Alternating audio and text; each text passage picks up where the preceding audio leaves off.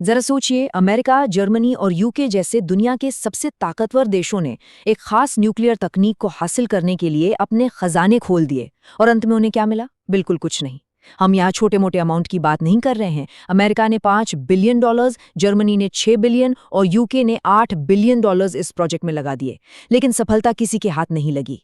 और बात यहीं खत्म नहीं होती। जापान ने भी इस रेस में आगे निकलने के लिए कई बिलियन डॉलर्स दांव पर लगा दिए, लेकिन हुआ क्या? उनकी रिसर्च के दौरान एक बड़ा हादसा हुआ और प्रोटोटाइप में ही आग लग गई। लिटरली आग लग गई। इस भयानक घटना के बाद तो जापान ने पूरी तरह से हार मान ली और हमेशा के लिए इस प्रोजेक्ट से हाथ खींच लिए। फ्रांस और इटली जैसे देशों ने भी पैसा बहाया, लेकिन नतीजा वही जीरो। तो अगर हम इन सब का हिसाब लगाएं तो पश्चिमी शक्तियों ने इस एक तकनीक को सच करने के चक्कर में करीब $50 बिलियन पानी की तरह बहा दिए। जी हाँ, $50 बिलियन, और वो भी बिना किसी रिजल्ट के। मतलब ये पूरी दुनिया के लिए एक बहुत बड़ा ग्लोबल फेलियर बन चुका था। दुनिया मान चुकी थी कि ये काम लगभग नामुमकिन है। लेकिन अब यहाँ आता है सबसे बड़ा ट्विस्ट। जिस काम को दुनिया के सुपर पावर्स $50 बिलियन फूकने के बाद भी नहीं कर पाए, भारत ने बिल्कुल वही काम सिर्फ $900 मिलियन में कर दिखाया। कहाँ 50 बिलियन और कहाँ सिर्फ 900 मिलियन। ये इंजीनियरिंग और विज्ञान की दुनिया में किसी अजूबे से कम नहीं है। आज के इस एक्सप्लेनर में आप सभी का स्वागत है। आज हम उस सोर्स मटेरियल को डिकोड करेंगे जो हमें बताएगा कि कैसे न्यूक्लियर इंजीनियरिंग की दुनिया में ये ऐतिहासिक जीत हासिल की गई। हम समझेंगे कि आखिर ऐसा क्या हुआ जिसने भारत को इस ग्लोबल रेस में सबसे आगे खड़ा कर दिया। तो आज हम इन 5 मुख्य बिंदुओं पर बात करेंगे: the global failure, the fuel challenge, the 3 stage blueprint, the political push और आखिर में अ 22-ईयर जर्नी। आइए शुरुआत करते हैं हमारे पहले सेक्शन से, the global fast breeder failure. जैसा कि हमने अभी देखा, सोर्स मटेरियल इस बात को हाईलाइट करता है कि कैसे ये तकनीक एक तरह से प्रोजेक्ट्स का ग्लोबल ग्रेवयार्ड यानी कब्रिस्तान बन चुकी थी। दुनिया भर के टॉप साइंटिस्ट अपना सर खपा चुके थे, लेकिन सब के सब फेल हुए। ये एक ऐसी दीवार थी जिसे कोई नहीं तोड़ पा रहा था। अब बढ़ते हैं दूसरे सेक्शन की तरफ, इंडियाज यूनिक फ्यूल चैलेंज।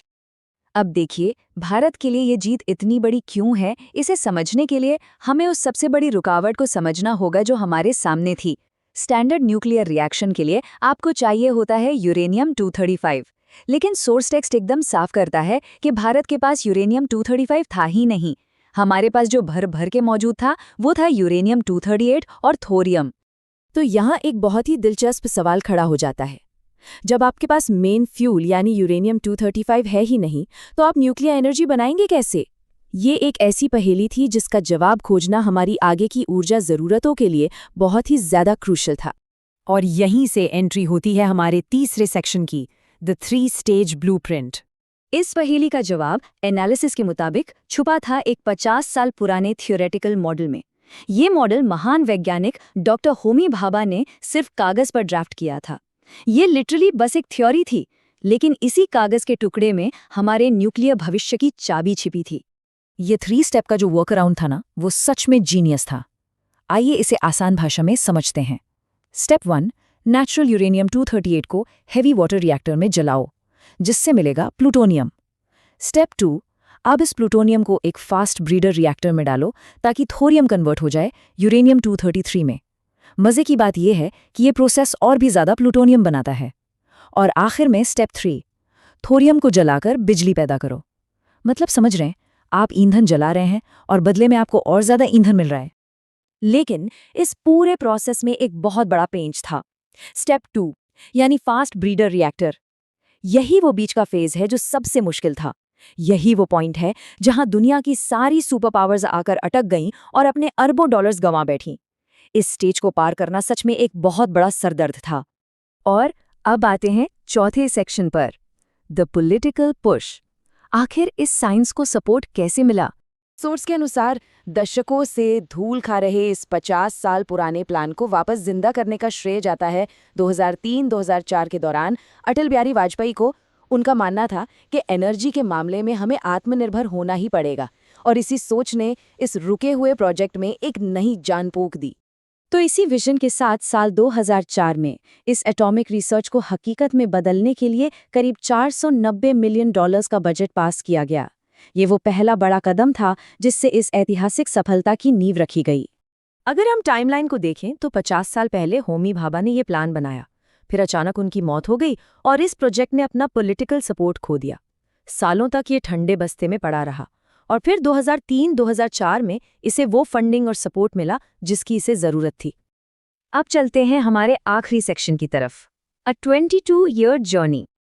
अब आप ये मत सोचिएगा कि फंडिंग मिलते ही सब कुछ आसानी से हो गया, बिल्कुल नहीं। सोर्स टेक्स्ट साफ बताता है कि इसमें बहुत ही भयंकर इंजीनियरिंग चुनौतियां थीं। हमारे वैज्ञानिकों को शुरुआत में कई बार फेलियर्स का सामना करना पड़ा, डेडलाइंस मिस हुई और हाँ, काम पूरा होते होते शुरुआती बजट भी दोगुना हो गया। इस पूरे सफर में 22 साल का लंबा और मुश्किल वक्त लगा। पर जरा एक बार तुलना करके देखिए। हाँ, हमारा बजट बढ़कर $900 मिलियन हो गया, लेकिन वेस्टर्न पावर्स के $50 बिलियन और उनके टोटल फेलियर के सामने भारत ने ये सफलता ना के बराबर कीमत पर हासिल की है। ये इंजीनियरिंग और स्मार्ट प्लानिंग की एक बहुत ही शानदार जीत है। इस पूरे नैरेटिव के अंत में सोर्स टेक्स्ट वाजपेयी जी को एक ट्रू विजनरी यानी एक सच्चा दूरदर्शी बताता है, लेकिन यहाँ वो एक दिलचस्प पॉलिटिकल विडंबना का भी जिक्र करता है। जिस नेता ने देश के भविष्य के लिए इस इतने बड़े और दूरगामी प्रोजेक्ट की शुरुआत की, वो इसके तुरंत बाद ही अगला चुनाव हार गए। तो ये एक्सप्लेनर हमें आखिर में एक बहुत ही गहरे सवाल के साथ छोड़ जाता है। सोचने वाली बात है कि क्या दशकों लंबे साइंटिफिक विजन और हमारे छोटे पॉलिटिकल टर्म्स की मांगों के बीच हमेशा एक टकराव बना रहेगा? ये एक ऐसा सवाल है जिस पर हम सबको जरूर विचार करना चाहिए।